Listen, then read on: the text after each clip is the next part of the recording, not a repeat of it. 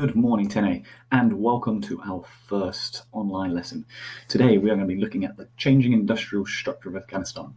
To start us off with, there are 10 questions on the screen for you. What I'm going to do is I'm going to ask you to answer those 10 questions as a recap to what we have done previously. Then, whilst you're doing that, you can pause the video, and then when you've done that, we can move on to the next part of the lesson. So last lesson we looked at the introduction to Afghanistan, where it is. So now, more specifically, what we're going to be looking at today is the changing industrial structure within the country, the balance between the different sectors of the economy, and how manufacturing can stimulate economic growth and the role of potential transnational companies.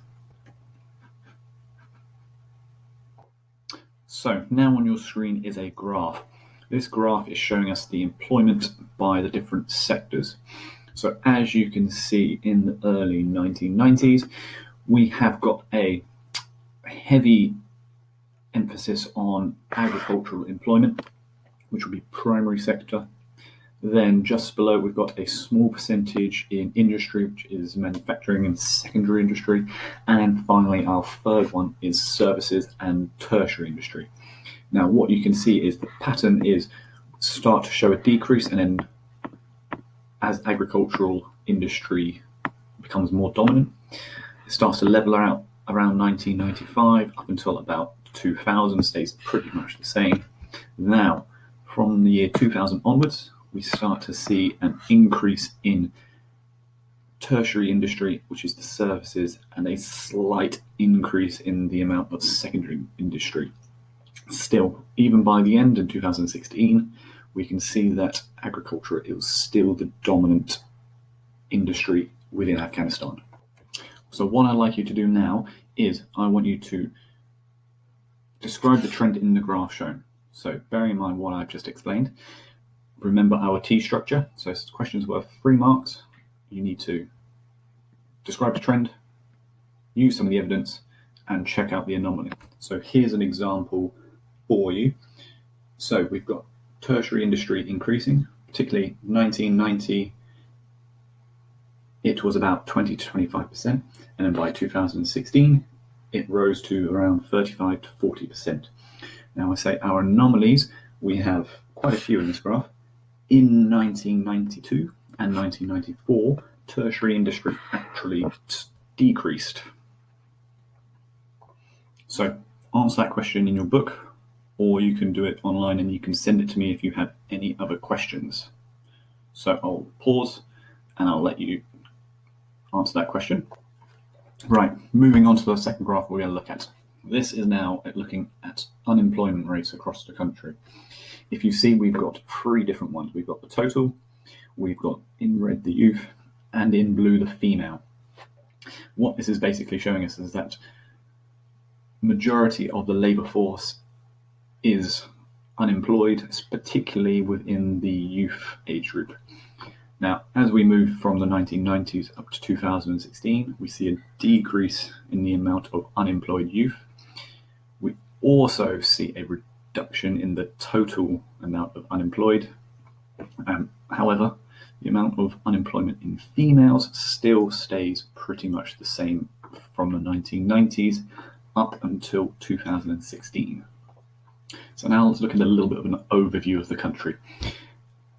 On a whole, Afghanistan imports 6 billion worth of goods, so when it's importing it, it's bringing it into the country.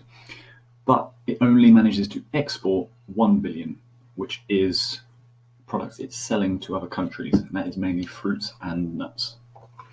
Afghanistan has a wealth of natural resources. It's estimated to be about $1 trillion in mineral deposits, and still remains one of the least developed countries in the world.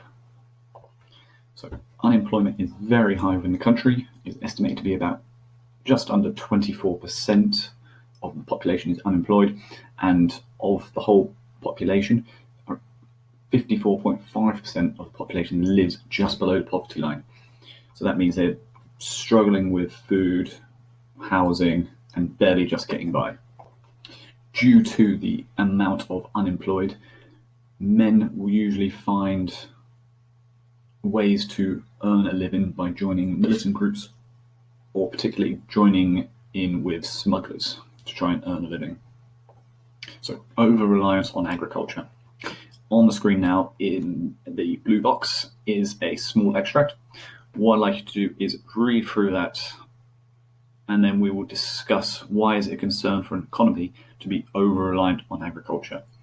So read through it now, pause the video, and then we can continue on.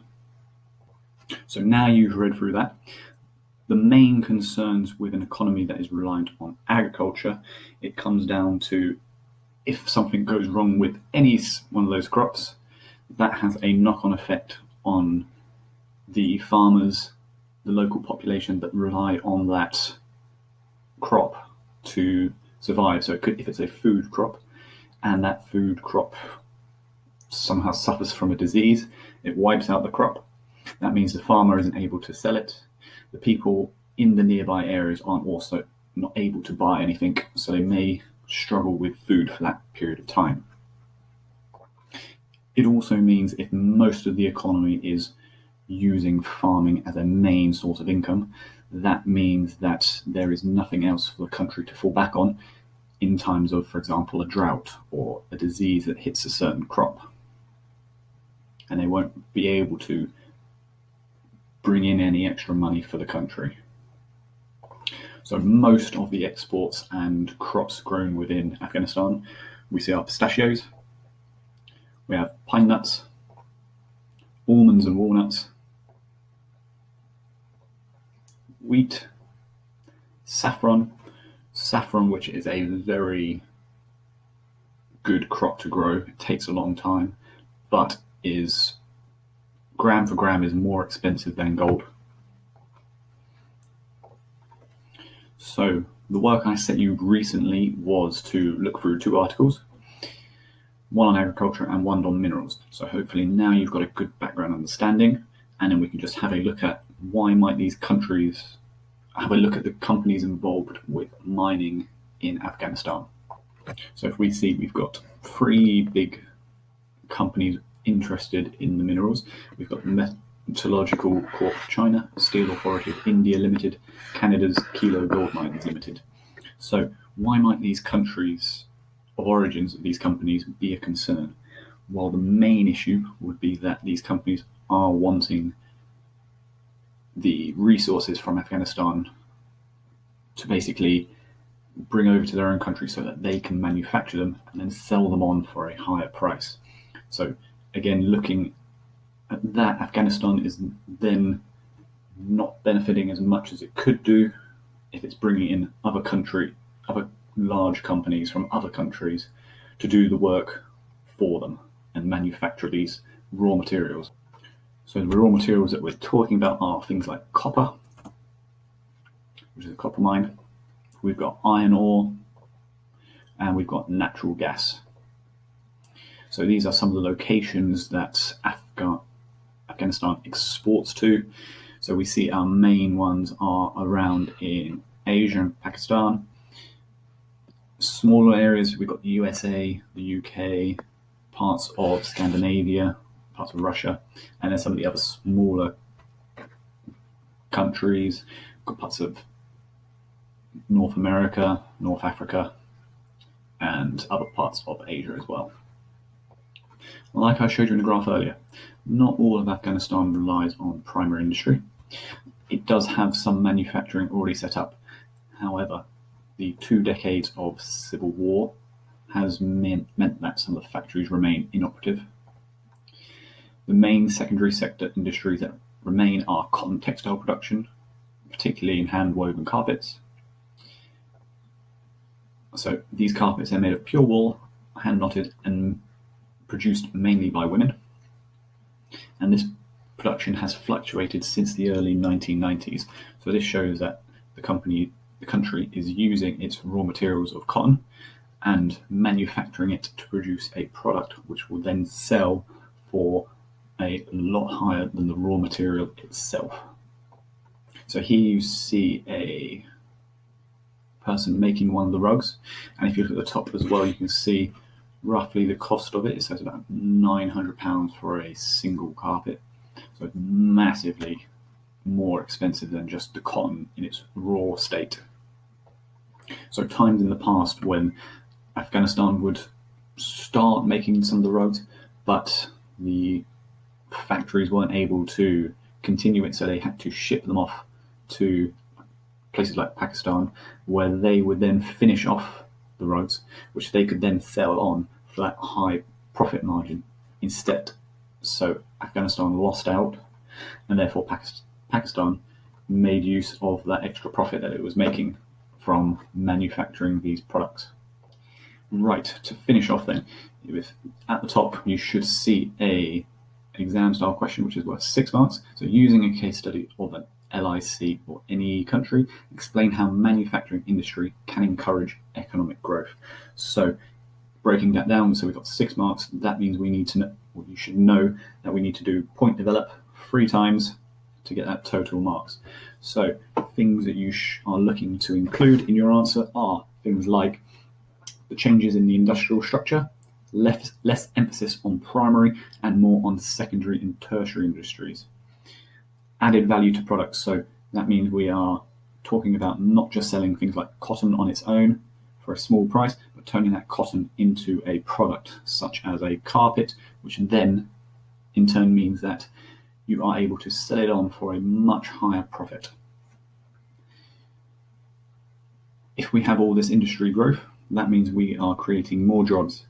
An increase in jobs means more people are earning money, therefore more tax is being collected by the government, and it can improve services such as education. If you're increasing education, therefore you are increasing your ability of your workforce. That will try and entice over companies from other countries to set up a base in Afghanistan. As industries increase in certain sectors, this is also going to entice larger TNCs over, and they will invest in operations in that country, linking again to that higher employment. So on the screen are some of the bullet points that I've just explained. What I'd like you to do is now answer that question either in your book or online, and then you can send it to me via Google Classrooms. It's up to you. If you get stuck, let me know. So you can email me, leave a comment on Google Classrooms, and I will see you next time.